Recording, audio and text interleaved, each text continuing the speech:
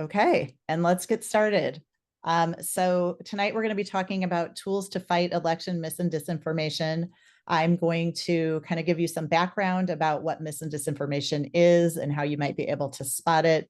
And then I'm going to go through some of the tools that we've developed at the League of Women Voters of Illinois to try to stop the spread of mis and disinformation.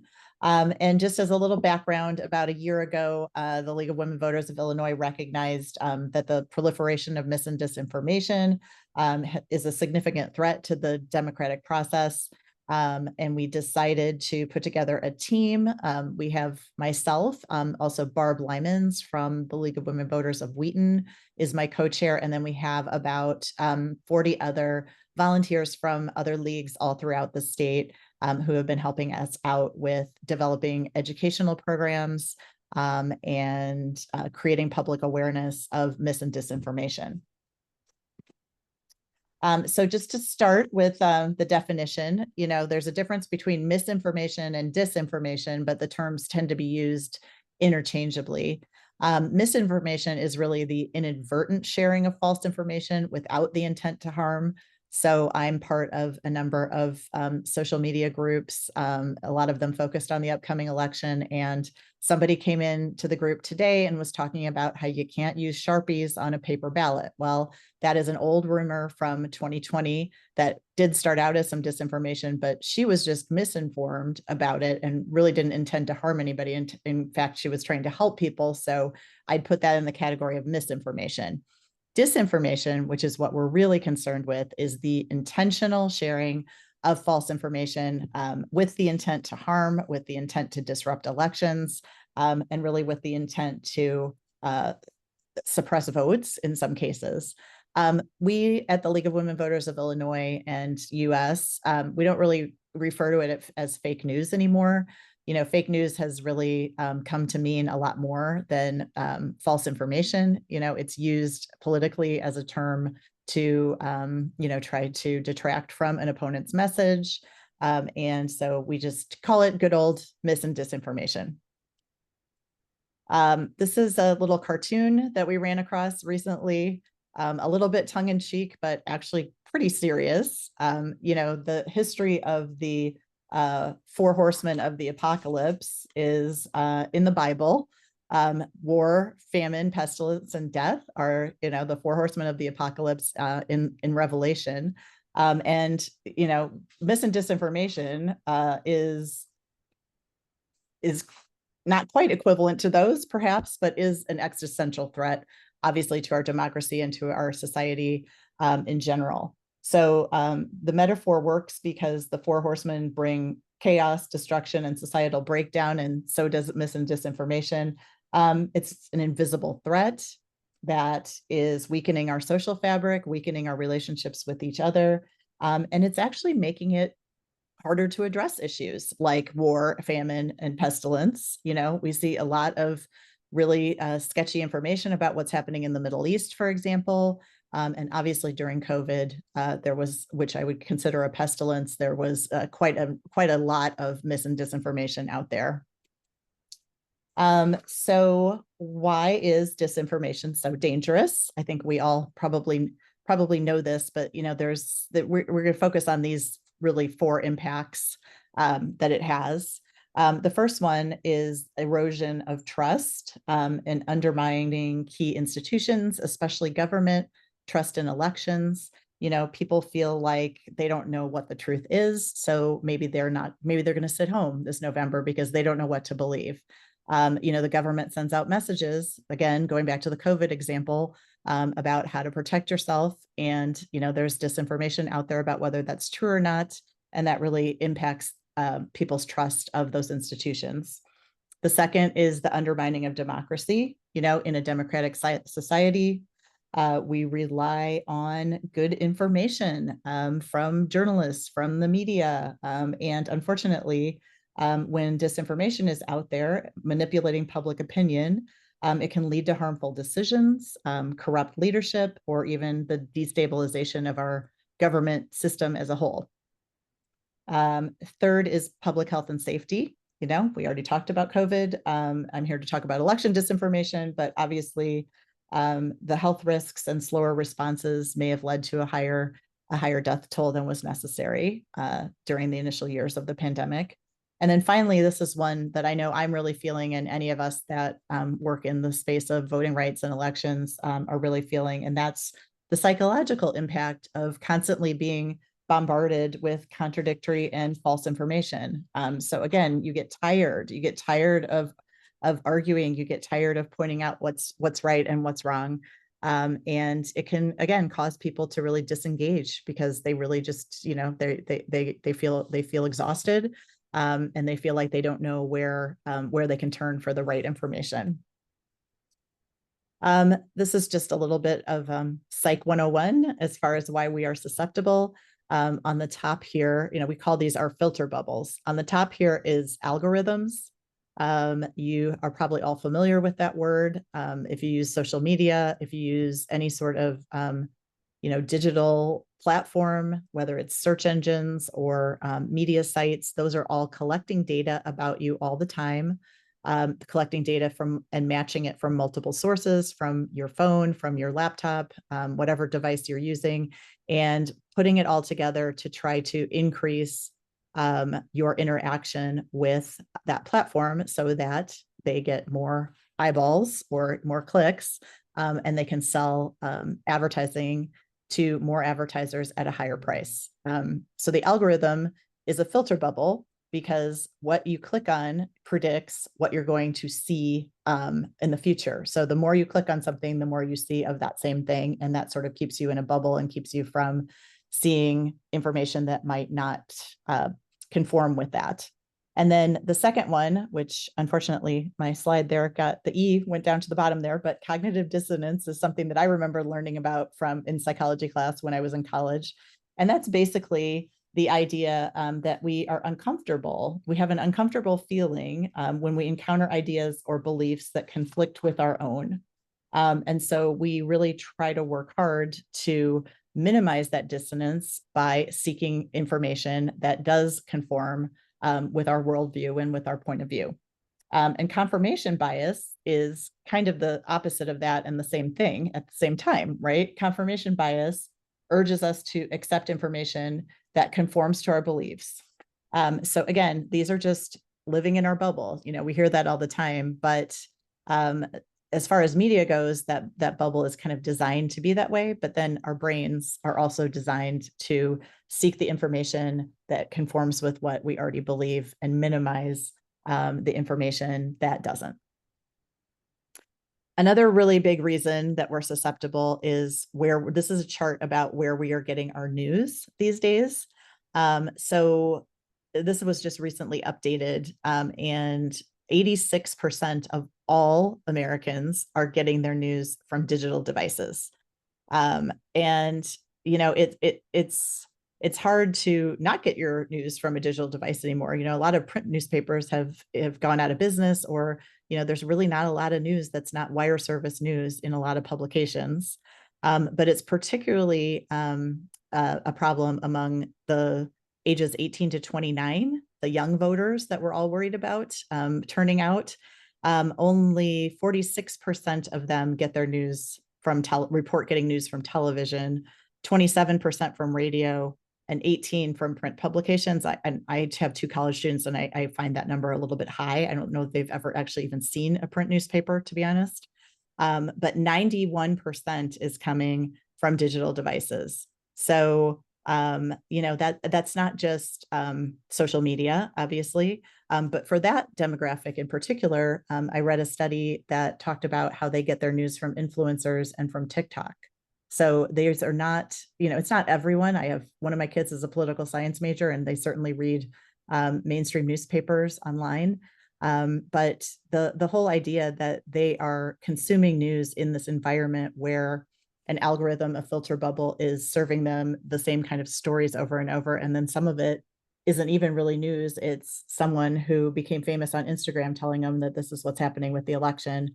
And it's very concerning to us about that youth demographic.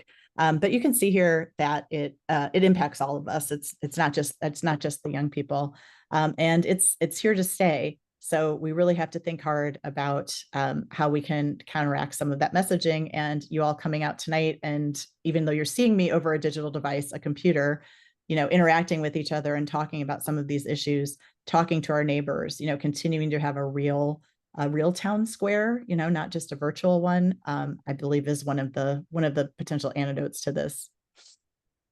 Now I'm going to talk about the different types of mis and disinformation that we see out there. There's a number of different types, and I'm going to show you some examples. So the first one is parody. If I was in the room with you, I'd ask you all to raise your hands and tell me how many of you are familiar with The Onion. I think probably a lot of you are. The Onion tends to be a little bit of a left-leaning parody. And here it's telling us that the Supreme Court justices can barely hear oral arguments over the upstairs neighbor's loud music. So it's obviously intended to be funny, right? The one on the right-hand side is from something called the Babylon Bee, which is also a parody site, but it tends to be a little bit more right-leaning, apparently. And here they're telling us that new NFL rules require opposing teams to hug it out. So it's all intended in fun, and it's parody, and we laugh at it. But unfortunately, there have been instances where articles from The Onion have been widely shared by people on social media as truth. So we just have to be aware that parody publications are out there, and we have to be good consumers of news to make sure that what we're reading is real news and not intended to be entertainment. Another type of content that is potential disinformation is what we call imposter content. So again, on the left, you see the actual logos of ABC News and CNN, and you can see that they're pretty bright and clear in high definition. The fonts seem to be proportional and shaped correctly. On the right-hand side, you see imposter logos for ABC and CNN. And sometimes those will be a little misshapen, like the one on the right for ABC. The circle isn't quite right. The font isn't quite right. And the example for CNN is obviously blurry and pixelated. So again, when you're reading something, when you're reading a news source and it's from a reliable source, this is particularly when someone shares something with you. If it seems a little funny, that might be something to check out, just to kind of click a little deeper, delve a little deeper, and make sure it's real. You can also be on the lookout for things like, all caps headlines, exclamation points, odd spacing, things like that can be clues that it is imposter content and not from the real source. And then this is an example of manipulated content. And here on the left, we see an X post by Keith Ellison, who's the Attorney General of Minnesota. He is posting about his Minnesota constituents being fired up for elections. He was in the room with them. He took a nice selfie and he posted it on his then, I believe, Twitter feed. And then on the right, you see that somebody took that same picture, and hopefully you can see it with our little squares on the side. But somebody took that same picture and inserted these defund the police signs. And as you can see in the red circle there, they also inserted Amy Klobuchar, Senator Amy Klobuchar.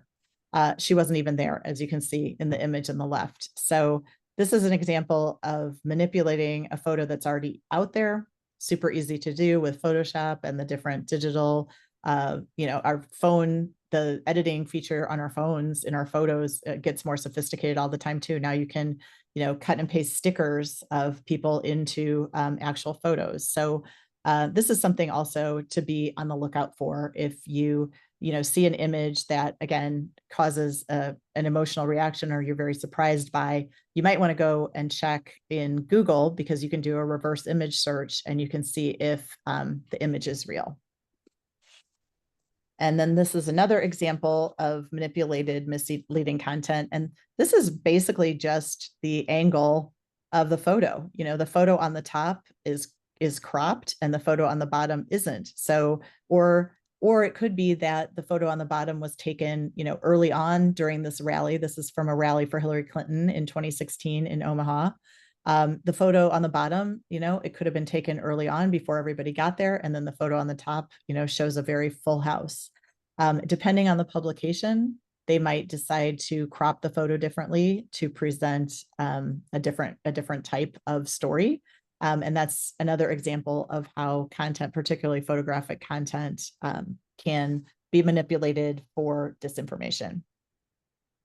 Now, this is a chart that was put out to show you the clusters of where Republican voters live and where Democratic voters live. So it says in the headline, Republicans are clustered by county, Democrats are clustered by the state and district. And so you can see the blue dots obviously are where the Democrats are, the red dots are where the Republicans are. That's all that this chart was ever intended to show. But someone chose to manipulate it and make a false connection and put a brand new headline on this same chart saying that 97% of all guns are in red territory and 97% of all gun violence is in blue. So it's a made up statistic superimposed on top of that 2016 voting map. And it's an example of fabricated content. And this is another piece of, this is what we call a false connection. So here, Sally on, again, X, Twitter, is saying, how many executive orders is Joe Biden going to issue? Executive Order 9066 gives illegal immigrants $5,000 gift cards. The Democrat Party is putting illegal immigrants before US citizens. We are just useless eaters to them. Well, that is actually a picture of some migrants who have not received any gift cards. And the executive order that's being referred to was actually issued in 1942 by Franklin Delano Roosevelt. Executive Order 9066 authorized the forced removal of anyone from the West Coast who was deemed a threat to national security and resulted in the internment camps that happened during World War II.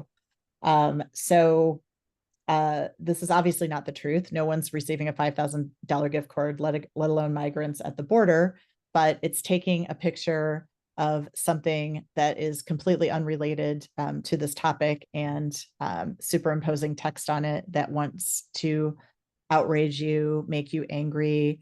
And it's a good idea, obviously, when you see something like that to check it out and make sure that it's being reported in other places.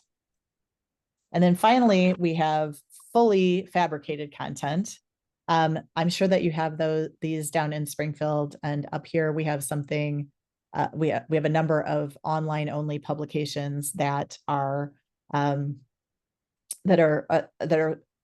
calling themselves news sites, but in fact they are not news. They are propaganda or they are manipulated content.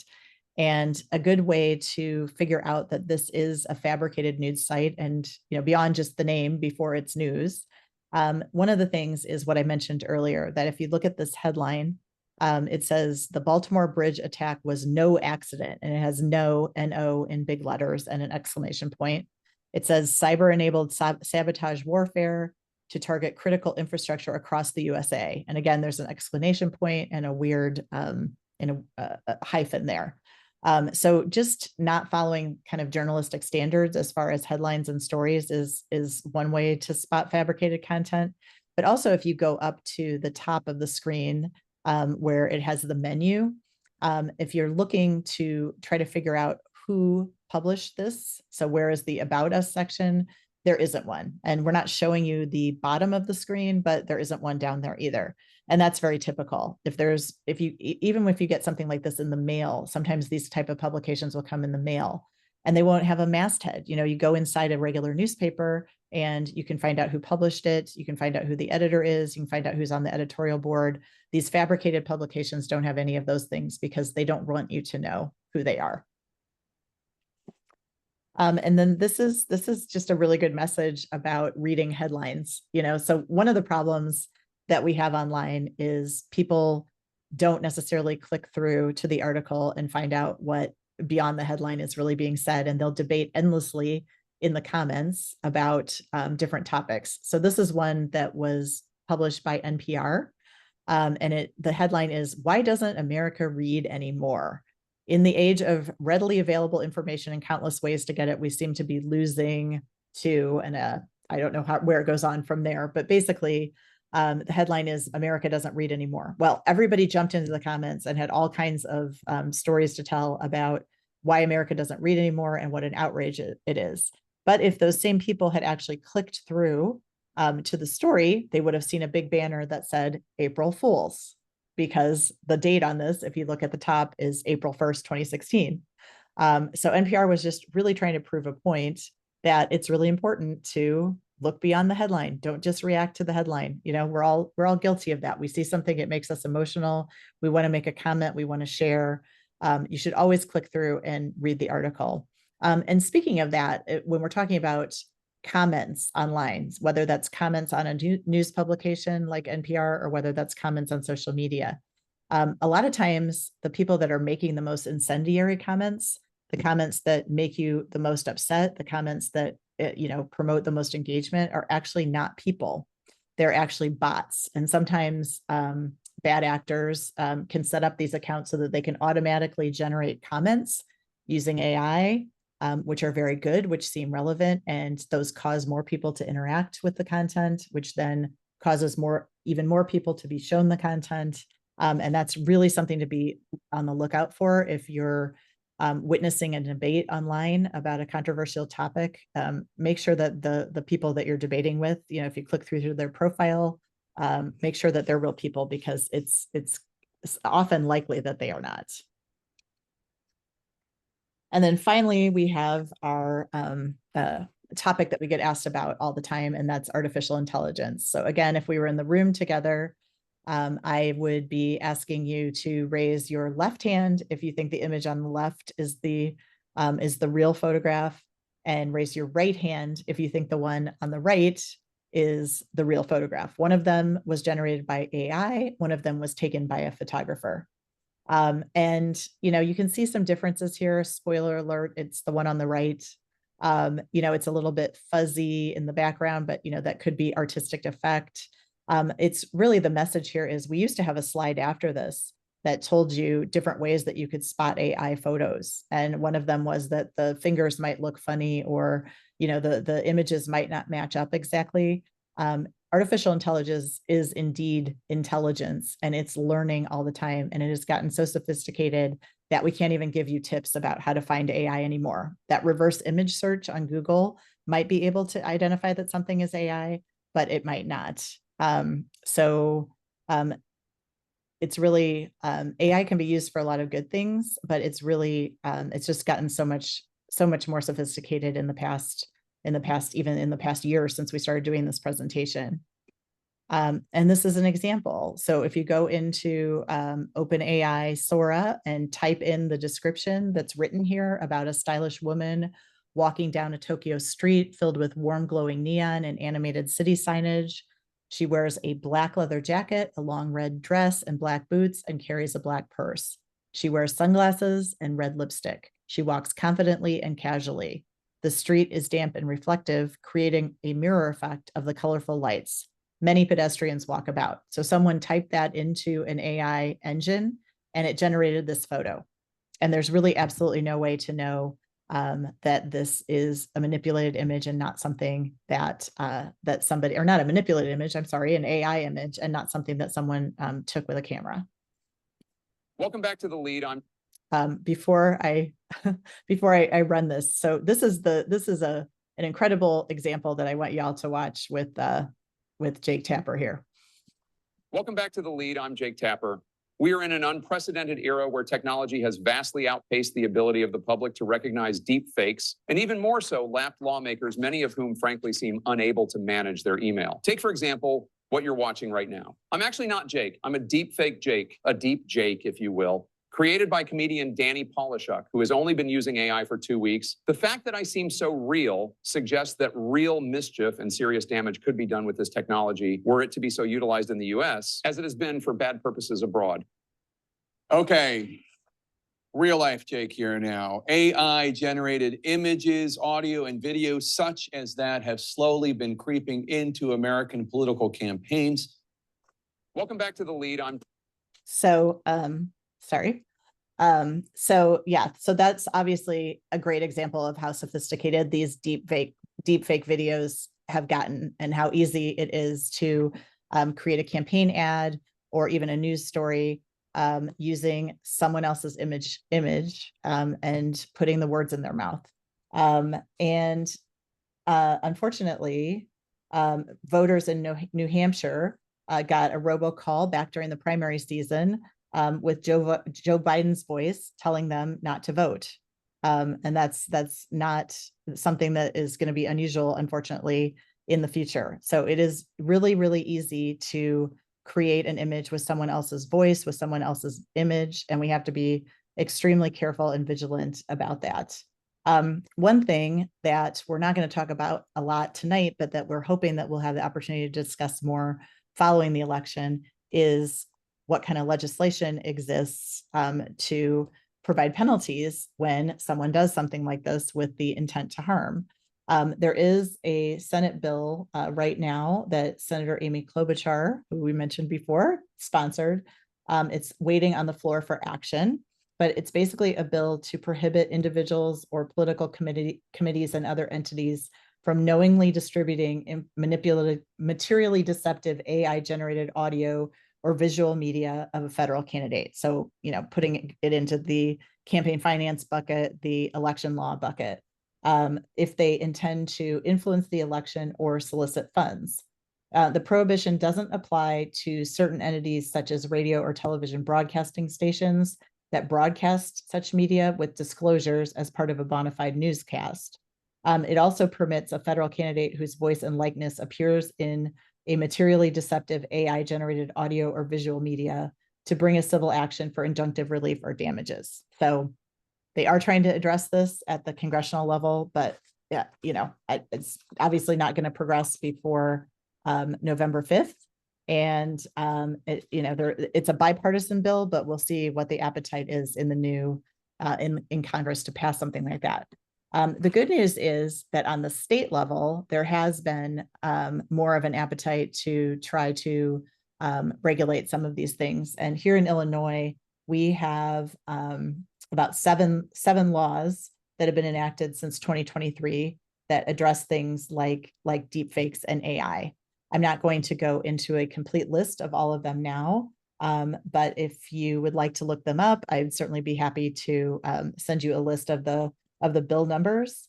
But one of them specifically is about deepfakes, and there are others about AI and using AI for hiring or using AI generative language to study and report on AI software. So there's a couple of other states that also have penalties for using AI in elections. One is in Virginia. So there is some appetite on the state level to try to address some of this, but it's certainly not going to protect us in the next few weeks. And that's why when I'm going to go over our tips, I'm going to tell you how you need to be your own fact checker. So what can we do if there's not federal legislation or Supreme Court rulings to kind of prevent this from happening? The first piece of advice that we give people on the task force is to develop a healthy skepticism. And that's basically, caveat emptor, let the buyer beware, but let the reader beware, right? So, when I started this process, I'd sit down in the morning and have a cup of coffee and read the newspaper. Since I started doing this work, it's up to more like 3 cups of coffee, because I feel like no matter what the source, it's really important to check out what I'm reading and make sure that it's fact. So I'm very skeptical of everything I read, especially when I read comments, in some of these Facebook groups I mentioned, comments on social media posts, etc. You just have to be, unfortunately, you have to be a skeptic. And as the old journalism adage tells us, if your mother says she loves you, check it out. The second thing is to use what we call lateral reading skills, and I'm going to go into that in a moment on the next slide. And then also to evaluate the reasoning and the evidence that's being used in the source and make sure it's credible. So lateral reading is reading to get the full picture, comparing the story with other sources, both on the right and on the left. That's why it's lateral. So you see this chart on the left-hand side from a company called allsides.com. This is their media bias chart, and the L on the far left is publications that they consider to be far left. On the right, there's publications that they consider to be far right, and then there's everything in between. So the ones that are the fewest on the list are the ones that are more centrist, which include BBC News, Christian Science Monitor, Forbes, Market Watch, News Nation, Newsweek, Reuters, The Hill, and the Wall Street Journal news section, not the opinion section. And basically what lateral reading tells us to do is to verify the source, check multiple sources before forming an opinion, avoid the confirmation bias that we talked about earlier, explore a range of perspectives. So using this chart, if you read something, let's say in the more left-leaning CNN or NPR, you should go over to the New York Post and see if they're covering it. I mean, it's difficult to do because we do have this confirmation bias and the avoidance of cognitive dissonance. So it is very hard to look at other sources and can be emotional to see if they check out. But it is an important thing to do. It is important to see what both sides of the coin are saying. And then the other thing is fostering informed decision-making. So when we have a better understanding of information, we can make more informed decisions in both personal and professional contexts. Encouraging open-mindedness, which promotes a willingness to consider different viewpoints and engage in a variety of sources, leading to richer discussions and debates. And then also to adapt to rapidly changing information. So I might read something, at 8 o'clock in the morning, and by 2 o'clock, that information has changed or been debunked or more sources have been found. So it's important to make sure that you are open to the changing news stories and the alternate points of view. Now, this is what you also personally can do besides using those. What I just went over is called media literacy skills, and I'm going to talk in a minute about some of the other webinars that we have done for the task force. One of them is all about media literacy and becoming critical consumers of news, and I highly recommend taking an hour to watch that presentation by a professor from Northwestern University telling us how we can all be better consumers of media. But the things that we really want to encourage you to do that will help is number one, to stop the spread. And I'm not sure if it's underneath my picture here, but it says resist the urge to share. So especially when we read something that we have an emotional reaction to, we need to really think about it before we hit that share button, or before, for some of us, that means also, emailing information to our friends, whatever the sharing component is of how you share information, particularly about elections and politics with your friends, because when we share, we amplify. And what's important when we share is to share the truth and not to amplify the disinformation, right? So all we're asking you to do is kind of stop and think before you hit that share button. And instead of sharing something that is clearly false and putting your own comment on the top about how it's false, we really suggest finding a source that tells the truth and share that source instead of the false source. The other thing that we can do is build common ground, right? We all have people in our lives that maybe we don't agree with politically. And we did also do a webinar about how to talk to people that you have political disagreements with. This is really challenging. I'm not gonna lie about that.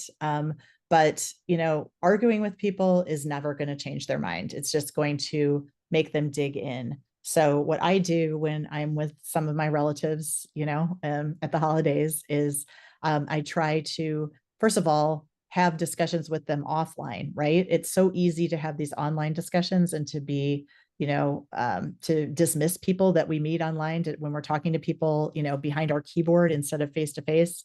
If it's somebody that highly recommend taking the discussion offline. If it's an important relationship to you, saying, hey, let's grab a cup of coffee and let's have a conversation about this. And then when you have the conversation, to really listen to them, right? Even if they disagree with your point of view, even if what they're telling you, is completely false, arguing, again, is probably not going to get you very far, but asking questions and asking them to evaluate the source of information. Where did you hear that? Where did you read that? Why, what's important to you about that? And why does that bother you? Those kinds of things can get the wheels moving in their heads. And, I can't guarantee that it's going to change their mind, but at least might make them start thinking critically about what they're reading. And that is really the goal for all of us. And then finally, our third point is taking action. So you yourself can both pre-bunk and debunk election myths. We have a team of people who have researched a lot of the election rumors that are out there. We also receive a weekly briefing from the League of Women Voters of the US and their partners, telling us what election myths are out there and what to look out for. And we are not immune from this at all in our state. And we all know people that live in other states also. So we can spread the word about what is true in our elections. And that's helpful because if somebody reads the truth first, and then they're exposed to the myth later, they're less likely, again, through that whole idea of confirmation bias, they're less likely to accept the false information if they've already heard the true information. So you see the URL for our website right there at the bottom. It's lwvil.org/missdis-info, but you don't even have to remember the whole URL. If you just remember lwvil.org, there is a little button at the top of the website that says Fight Disinformation. And if you click on that, you will go to our page. And this is a screenshot of our page, not as elegant as the page looks, but this is what you see when you get there. And here's some different ways that we have put together that you can take action. So the first one is to report it to us. If you click on the link in that first sentence there that says report it to us, it'll open up a form that you can fill out with where you saw the disinformation, what it said, all kinds of information about the source, as much detail as you can provide. And then when you click submit, it sends it to our partner, who is Common Cause Illinois, and they will evaluate it. They also have connections in the media. So unlike when I report something to Facebook and it goes into the ether and I never hear anything about it again, they actually have human contacts at some of these companies, and they can address with them when there's a blatantly false rumor out there. The other thing that we can do is report it to the election authorities, the Illinois State Board of Elections, our county clerks, which are elections. I'm sorry. Okay. Sorry, there's an echo now.